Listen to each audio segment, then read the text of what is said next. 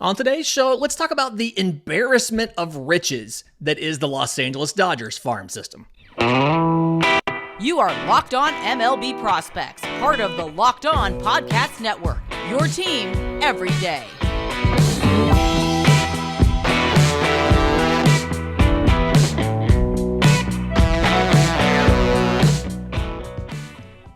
Yes, come on in to Locked On MLB Prospects, your home for all things minor league baseball. I'm your host, Lindsay Crosby, award-winning baseball writer and podcaster. Thank you for making this your first listen every single day. We're proudly part of the Locked On Podcast Network, where it's your team every day. And today's episode is brought to you by our friends at FanDuel. Make every moment more. Visit FanDuel.com/lockedon to get started with your $150 in free bonus bets.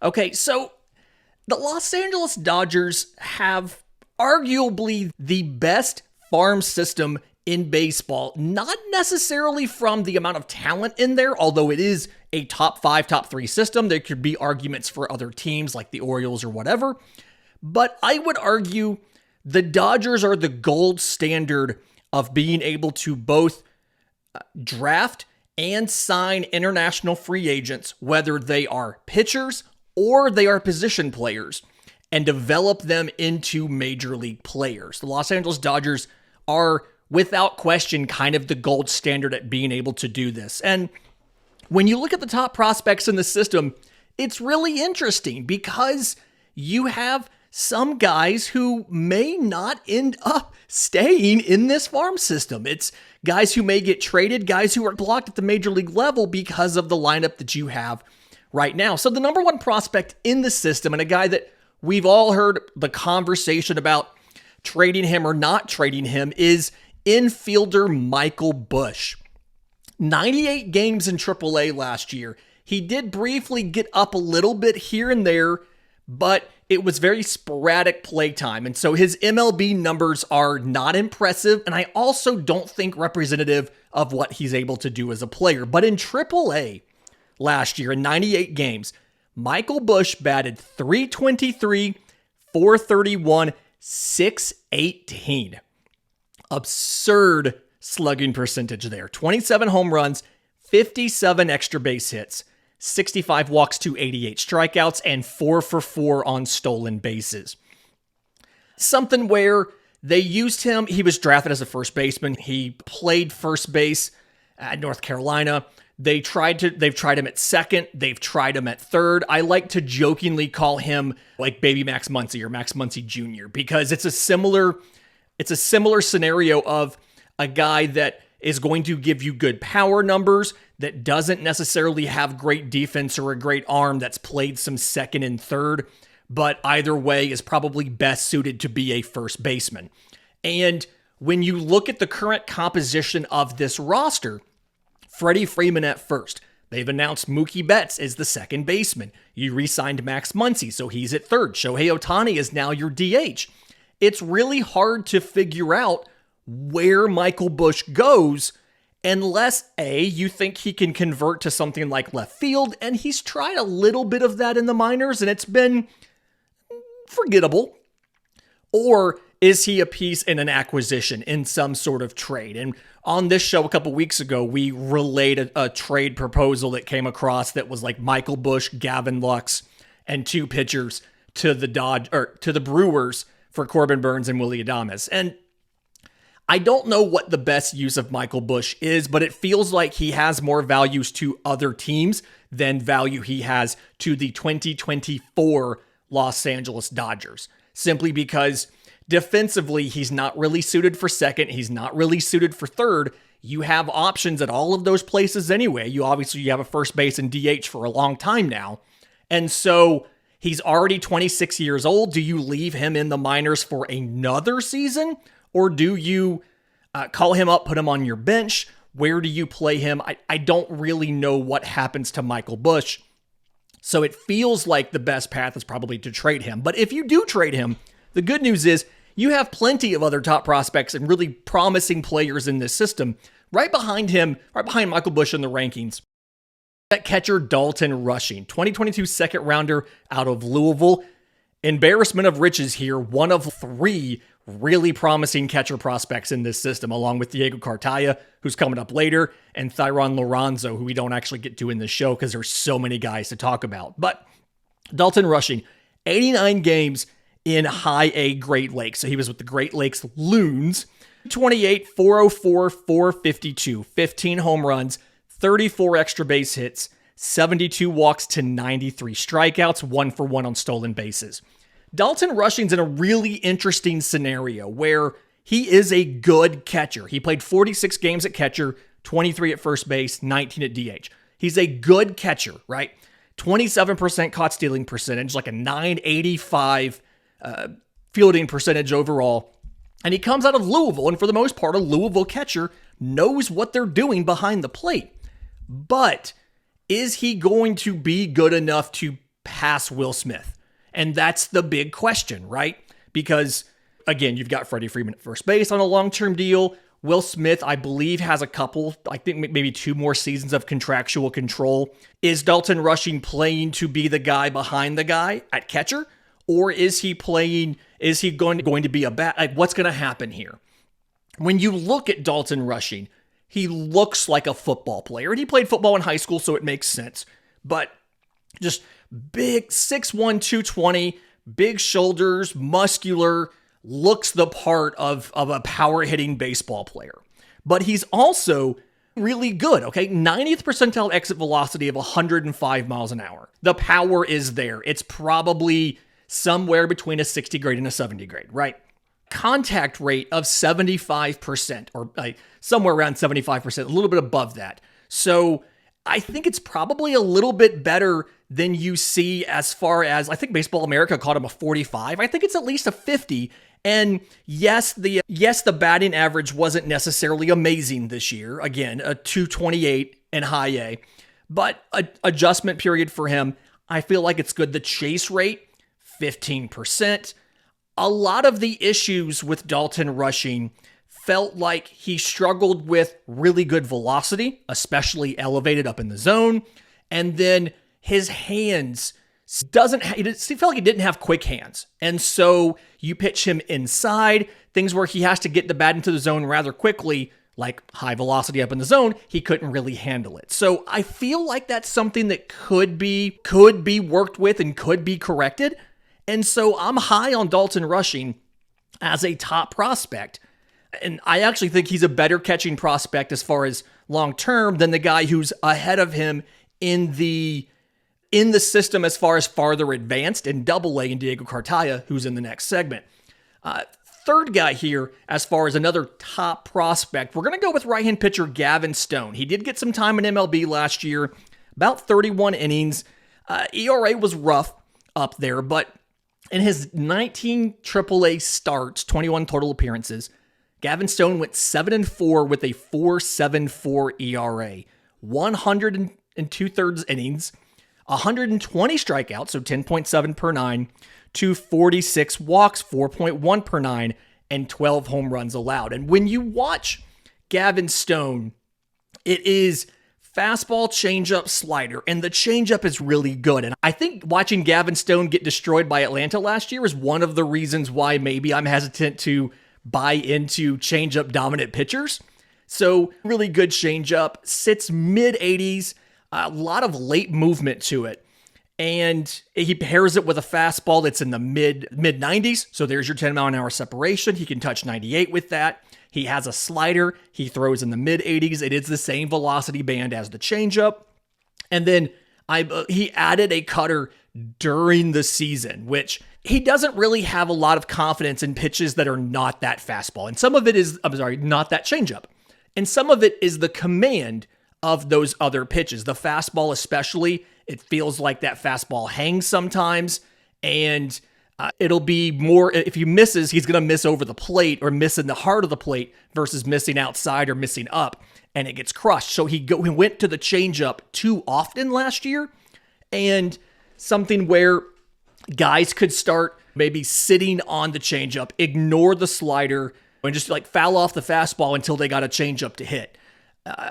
Similar to how the Phillies attacked Spencer Strider in the postseason by just fouling off the fastballs and sitting slider. When you're a two-pitch pitcher, you give teams options like that. And that was obviously an issue for Gavin Stone last year. So something I think he can fix. So some sequencing issues, confidence in the peripherals, the fastball command. He's a number 3 starter if he can make a lot of these corrections. I think Baseball America had him as a 4. I feel like he could be a number 3. Although, again, that's a different definition in this system from a lot of others. In just a minute, let's talk about some players you might see in 2024. I've got a couple position players and then a bunch of pitchers. We'll run through those guys next, right here on Locked On MLB Prospects. But first, today's episode is brought to you by our friends at FanDuel. The NFL regular season wraps up the day after this show comes out on Sunday, but there's still time to get in on the action with FanDuel, America's #1 sportsbook, because right now, new customers get $150 in bonus bets guaranteed when you place any $5 bet. It's $150 in bonus bets, win or lose, on your $5 bet. So pick a random NFL game on Sunday, pick a random team in that game, place a $5 moneyline bet on them, and either way, you get $150 in bonus bets to go out and bet on this Los Angeles Dodgers team. They are the favorite to win the World Series on FanDuel right over Atlanta. They jumped Atlanta when they added Shohei and Yamamoto. And there's a couple other interesting props out there. Freddie Freeman, I think, has the 3rd best odds of having the most hits in the National League, behind Ronald Acuna Jr. and Luis Ariz. There's a specific strikeout prop for Yoshinobu Yamamoto. Is it over or under 172.5 strikeouts? And then player awards, there's different things in there, whether it's MVP, things like that. Different options for members of the Dodgers to potentially win. I think Mookie Betts is second in MVP. It's plus 650. Freddie Freeman is 3rd at plus 900, and Shohei's 4th at plus 950. So 3 of the top 4 MVP odds guys are Los Angeles Dodgers. So go to FanDuel.com/lockedon to make your first bet with FanDuel, the official sportsbook of the Locked On Podcast Network. Okay, so talking about some of these players you may see in 2024, there's a possibility you do see one of those other catchers in 2024. Diego Cartaya spent 93 games, the entire season, in Double-A last year, and the slash line wasn't great, right? He did struggle. So in those 93 games, 189, 278, 379 was the slash line for Diego Cartaya. It's not great. Like, that is a little bit of a struggle there. 19 home runs, 29 extra base hits, 37 walks to 117 strikeouts. And here's the thing. The power is absurd, right? The power is very good power for Diego Cartaya. But this is now the 2nd straight season that he's had a contact rate under 70%. He chases too much, and he has too little contact in the zone. So he is still a promising player, right? The defense is getting pretty decent behind the plate. I feel good about that. The power is real, but he's a guy that, from an offensive perspective, your power tool is only as good as your hit tool. If he can't make contact, the power, how much power he has doesn't matter. And so if things work out in 2024 for Diego Cartaya, there's a possibility you'd see him in the second half of the year at the major league level. It's probably not going to happen, but there is a possibility, so I wanted to bring it up. He's like, I think the best case scenario from a offensive perspective, Diego Cartaya would be Max Muncy, but behind the plate, right? Low batting averages, but decent power numbers. He could bat 220, but also hit 20, 25 home runs, right? That's probably the best case scenario, is Max Muncy behind the plate. Another guy, outfielder Andy Paje, really interesting international free agent and somebody that's had a couple of different ups and downs recently, right? So the cool thing here, 33 games last year before he had shoulder surgery. I think it was like mid-May. He tore the labrum in his non-throwing shoulder and shut the season down. He looked really good in those 33 games though, right? 284, 430, 495 for Andy Pahe. And it's spelled like pages, but it's Pahe from what I've been told. I'm probably getting that wrong because we get all names wrong here on this show. So 284, 430, 495, 3 home runs, 16 extra base hits in 33 games, 25 walks to 32 strikeouts, and 7 of 10 on stolen bases. He's done a lot of stuff here. He's gotten better about. Okay, he's improved a lot, or he improved a lot in 2023 before he got hurt. One, he got a little more selective, right? He wasn't chasing out of the zone nearly as much. The on base was pretty good. He has a career 378, so you're already happy with that, but it got better last year, putting up a 430, again, in a small sample size. The contact ability went up. He posted a 78% contact rate before he got hurt last year, so better contact ability. Physically, he got in better shape, right? He lost, from what I've read, he lost about 25 to 30 pounds, and so you can really see some of that improvement when you watch him defensively. They actually felt comfortable playing him in center. He had 15 games in center, 11 in right, and 5 in left. And the arm is an absolute weapon.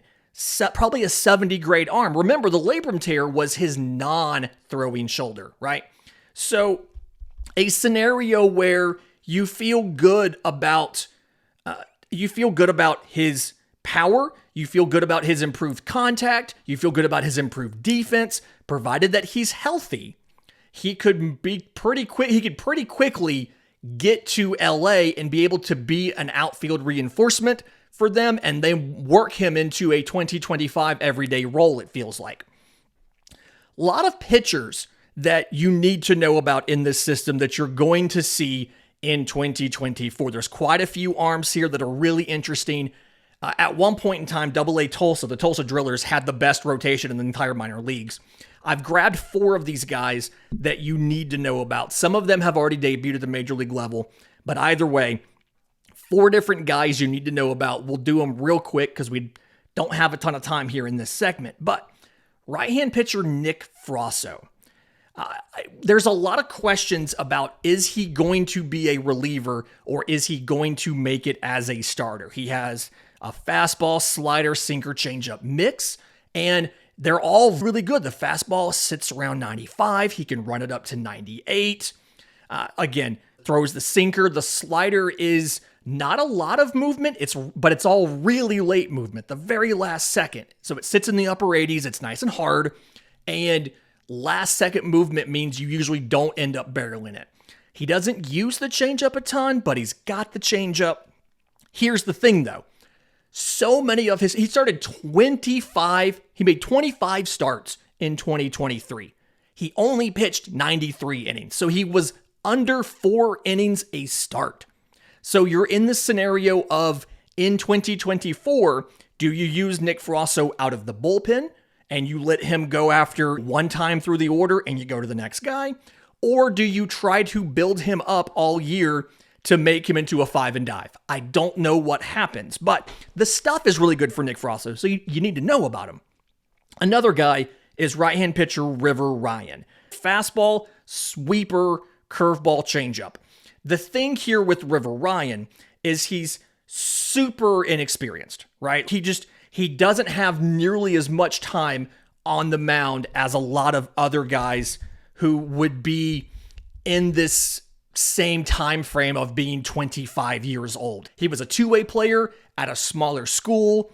They drafted him, the Padres drafted him, and they had him working as a DH. When the Dodgers got him via trade, that's when he really got on the mound full time. So he's just behind everybody else, right? He just hasn't spent as much time as primarily as a pitcher and then specifically as a starter because he was a reliever in college.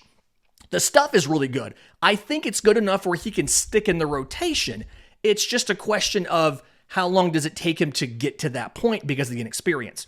For Kyle Hurt, a right-handed pitcher, fastball, changeup, slider, curveball, another guy also that because of stamina questions, what is he going to be able to do as a starter? Is he going to be able to stick as a guy that takes the ball every fifth day and gives you at least 5 innings. He's another one of those guys where he just, 26 starts, he only went through 5 innings 3 times out of those. So another guy where the stuff is really good. Fastball sits around 95. It's a really good changeup, slider, curveball. It's both the slider and the curveball kind of do vertical stuff. The slider's more horizontal. It has some horizontal movement to it. The curveball is mostly vertical, so it's still different pictures, especially when you combine with the changeup and the fade. You get all the different directions and stuff for the most part with Kyle Hurt. But again, it's stamina, right? Is he going to end up being a one-time through the order guy, or can you make him into a full-time starter? Last guy, Landon Knack. Fastball, cutter, slider change. You feel good about him being able to be a starter, but the velocity just isn't there, right? What's the ceiling on a guy like Landon Knack when he's throwing in the low 90s? Now, the fastball has a lot of other characteristics that make you feel good, but it's still a low 90s fastball. And so you need guys like Landon Knack. It's a high floor, right? You need guys like him to go take the ball every fifth day, give you 6 innings, get you through the summer, and get you to the postseason. But a guy like Landon Knack also has a lower ceiling and probably isn't going to actually end up being that impactful for you in the postseason, especially not as a starter. You're probably going to see him this year as well. Again, really interesting guy, can do some good stuff for you, but is not going to be a postseason type starter for you. In just a minute, tons of lower level prospects to watch. There's no way to get to all of the quality guys here, but we're going to talk about a couple of them. We'll do that next right here on Locked On MLB Prospects.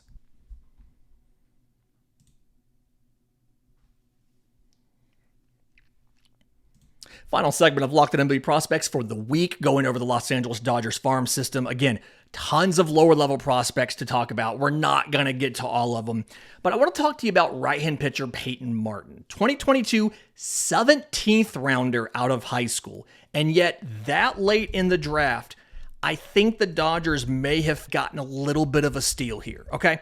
So last year, 12 starts, 14 total games in single A. So with the Rancho Cucamonga Quakes, 2-1 with a 2.04 ERA in 39 2/3 innings, 48 strikeouts, 10.9 per 9 innings to 15 walks, 3.4 per 9 innings, 1 home run allowed, so 0.2. He got shut down in early July. There was a lot of assumption that this was some sort of injury thing. It's come out now that it was a workload thing. They did some developmental stuff with him, took him out of competition, wanted to manage his workload a bit. It was his age 18 years, so I get it. But the stuff is just really good, right? Fastball sits mid to upper 90s already. He can touch 98 with it. He has a slider, a vertical breaking slider that sits in the mid 80s normally. He can run it up to 89 though, right? Fastball slider combo. Fastball's really good up in the zone when he can command it. He the whole year at 18 years old, so I understand when sometimes these guys can't. Again, vertical breaking slider that plays really well off of that. He has a changeup, really only used it against lefties, sat in the upper 80s, close to the 10-mile-an-hour separation, but again, tunneled really well off of the fastball. Just didn't use it a ton. And so what we need to see this year is, 1, we need to see him pitch more than 39 innings. 2, we need to see more use of the changeup. And I really wouldn't mind some sort of pitch that broke to the glove side, simply because everything he has is either a vertical pitch or going back to the arm side. So I wouldn't mind some sort of addition of something. Maybe it's a different type of slider. Maybe they give him a sweeper. Maybe they do something. But if you give him a sweeper, you've got all 4 directions. You've got a bunch of different velocity bands, and this becomes a really interesting option here for the Dodgers. But either way, a steal. Couple international free agents, Josue de Paula, the outfielder, and then Joendry Vargas, the shortstop. I didn't watch a ton of Vargas in the Dominican Summer League, so just know that he's one of the more promising guys in the system. I don't have a ton of information on him. I really want to see what he does this year. I think they may skip complex altogether and send him to single A because that's what they did with Josue de Paula. 2022 IFA, And after the DSL, he went straight to single A last year. 284, 396, 372. 2 home runs, 19 extra base hits, 46 walks to 61 strikeouts, and 14 to 17 on stolen bases. There's good and there's bad here with de Paula. The good, left-handed hitter who should have a plus hit tool. It is a very beautiful swing, right? The potential is there for at least above average, if not plus power. He's listed at 6'3", 185. There's plenty of space in that frame, all of that kind of stuff. So you've got on-base ability, you've got a good hit tool, and you've got power potential. So all this stuff is, contact rate was like 79%. Like all this stuff is really good, right? Here's the downside. He's listed as an outfielder. He had 65 games in right field with a .931 fielding percentage. And a lot of the scouting reports that I have read and some of the bit that I've seen of him on defense is he's not only not good, but he's explicitly, I've heard the words bad at defense. And I think it was Baseball America in their write-up of the system, they talked about this. And they specifically said, like, his speed is only fringe, right? 45 or so. But all of the different things. He struggles with the reads, routes, reactions. He overruns grounders. He misses easy catches. Like, he's not making the easy catches. He's not making the hard catches. And it's something where if he doesn't improve, he's going to be pigeonholed into a DH kind of role or maybe a conversion to first base. And obviously, DH and first base are both full for a while in this system with Freddie Freeman and Shohei Ohtani. You've got some stuff you've got to figure out, but the bat is real. And again, the power potential is really good. And you want to see this work for Josue de Paula. Left-hand pitcher Justin Wrobleski, 2021 11th rounder out of Oklahoma State, got in 25 games last year. 23 of those were starts. 4-4 with a 2.90 ERA. 102 and a third innings, 109 strikeouts, so 9.6 per 9, 235 walks, 3.1 per 9, and 6 home runs. Throws a ton of pitches, right? Fastball sits mid to upper 90s, can touch 99, which for a lefty is absurd. Love that. Slider sits in the mid to upper 80s. It's got 2 plane breaks, so it dives down and away from everybody. I guess technically it dives in on the feet of a righty and dives away from a lefty, but you love that kind of weapon there. Curveball is in the low 80s, and it's mostly horizontal break. It's something where it technically gets picked up by the system as a curveball. Think of it more as a sweeper. It's not really a sweeper, but think of it more of that kind of movement, mostly horizontal movement on the curveball. He also has a changeup. He also has a cutter. So lots of different options here. And I think the thing with Justin Wrobleski is he's super athletic. He did a really good job of throwing strikes last year. They would say he had 65% strike percentage and CSW of like over 30%. Like, he did a really good job last year of fixing some of the things people said he had to work on, right? The velocity ticked up, the strike throwing ticked up. He was getting swing and miss on all of these things, and so could absolutely track to being a starter. He was at high A all year. He's probably at double A Tulsa next year, and just recreate that one of the best rotations in the minors there in Tulsa. Justin Wrobleski is a good piece to do that. Real quick, the dart throw in this system. Outfielder Jaron Elkins, 2023 8th rounder, got in exactly 1 game last year. 1 for 3, was hit by a pitch, got a hit, scored 2 runs, stole a base, struck out. Here's the thing. People I've talked to around the Dodgers tell me that he is a freak athlete. He is one of the best athletes in baseball.